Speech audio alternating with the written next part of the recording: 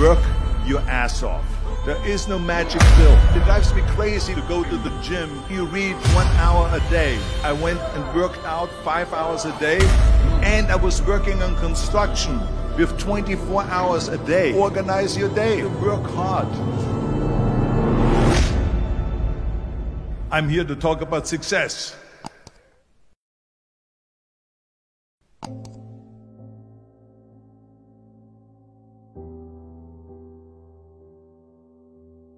I went to college. I went and worked out 5 hours a day, and I was working on construction, because in those days in bodybuilding there was no money. I didn't have the money for food supplements or anything, so I had to go to work. So I worked on construction. I went to college. I worked out in the gym, and at night from 8 o'clock at night to 12 midnight I went to acting class 4 times a week. So I did all of that. There was not one single minute that I wasted. And this is why I'm standing here today. With the age of 20, I went to London and I won the Mr. Universe contest as the youngest Mr. Universe ever. And it was because I had a goal. You see, if you don't have a vision of where you go, and if you don't have a goal where you go, you drift around and you never end up anywhere. 74% hate their job in America. The majority of people don't like what they're doing, because they're really not doing it because they didn't have a goal and they followed this goal. They just aimlessly drift around, and then all of a sudden there's a job opening, so they get that job because you have to work. But then when you work, it's a chore. It's work. It's not fun. So if you think about, only a quarter of the people really enjoy what they're doing in life. So people always ask me, when they saw me in the gym in the pumping iron days, they say, why is it that you're working out so hard? 5 hours a day, 6 hours a day, and you have always a smile on your face. The others are working out just as hard as you do, and they look sour in the face. Why is that? And I told people all the time, I said, because to me, I'm shooting for a goal. In front of me is the Mr. Universe title. So every rep that I do gets me closer to accomplishing that goal, to make this goal, this vision, turn into reality. Every single set that I do, every repetition, every weight that I lift will get me a step closer to turn this goal into reality. So I couldn't wait to do another 500-pound squat.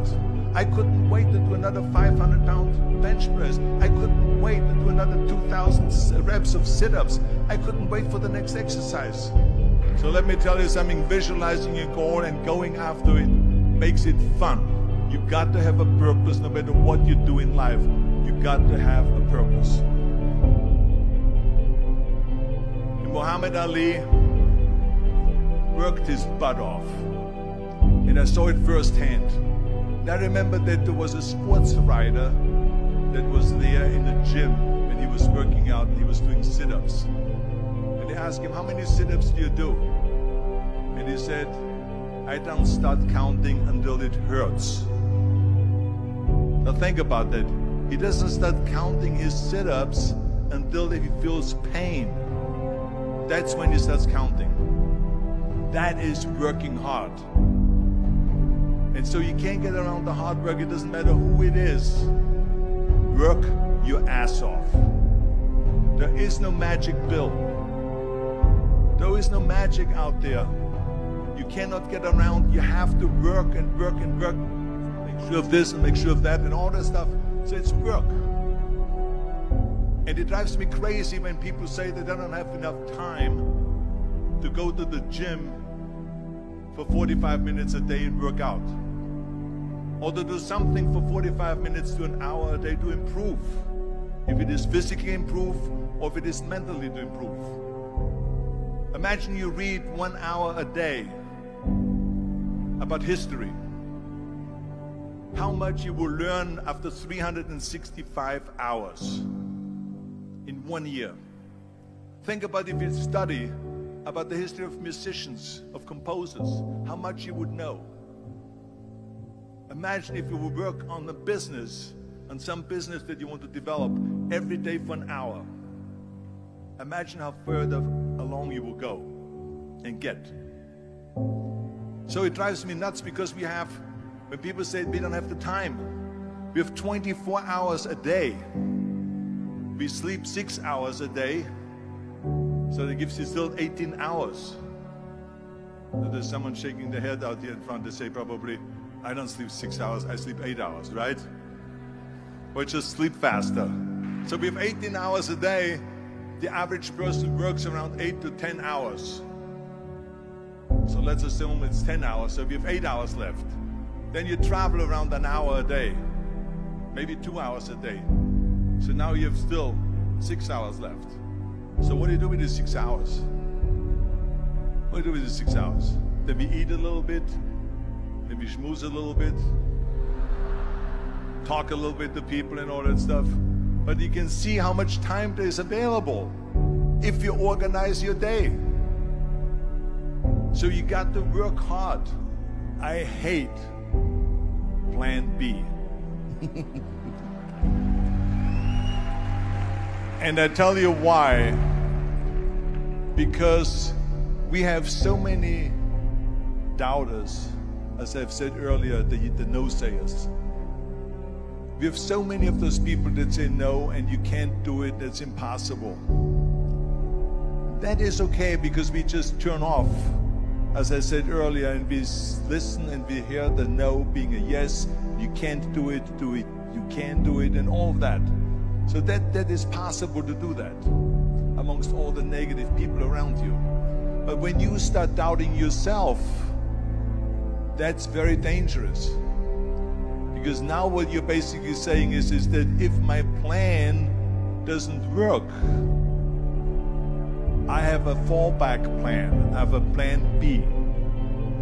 And that means that you start thinking about plan B, and every thought that you put into plan B, you're taking away now that thought and that energy from plan A.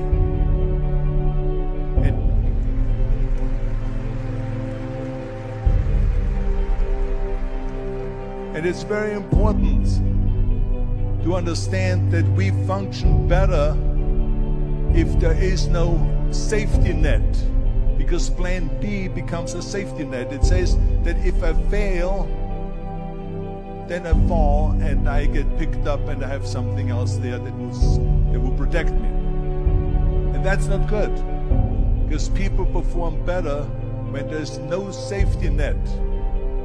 People perform better in sports and everything else if you don't have a plan B. I'm telling you, I've never ever had a plan B. I said I made a full commitment that I'm gonna go and be a bodybuilding champion. I made a full commitment that I'm gonna be in America. I made a full commitment that I'm gonna get in the show business and I'm going to be a leading man. No matter what it takes, I will do the work. I will do the work over and over and over until I get it. And the same was in politics, in everything like that. So to me, it is very dangerous to have a plan B, because you're cutting yourself off from the chance of really succeeding. And the reason, one of the main reasons why people want to have a plan B is because they are worried about failing. What is if I fail, then I don't have anything else? Well, let me tell you something. Don't be afraid of failing, because there's nothing wrong with failing. You have to fail in order to climb that ladder. There's no one that doesn't fail. Michael Jordan said in one of his interviews, when they said, "You're unbelievable, you're the greatest basketball player of all times." I mean, tell me about that. And he says, well, you're just mentioning the successes. But he says, for me to become the greatest basketball player, I missed 9,000 shots when I was playing basketball at the NBA games. So during these games that he was so successful, he missed 9,000 shots. Does it make him a failure? No. He's one of the greatest basketball players of all times, but he failed 9,000 times. Do you get it? We all fail. It's okay.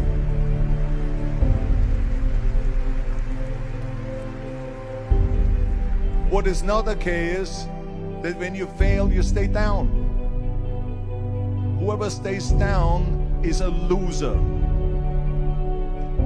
And winners will fail and get up, fail and get up, fail and get up. You always get up. That is a winner. That is a winner.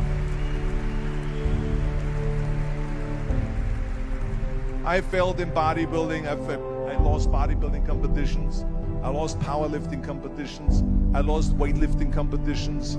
I had movies that went in the toilet and that were terrible and got the worst reviews.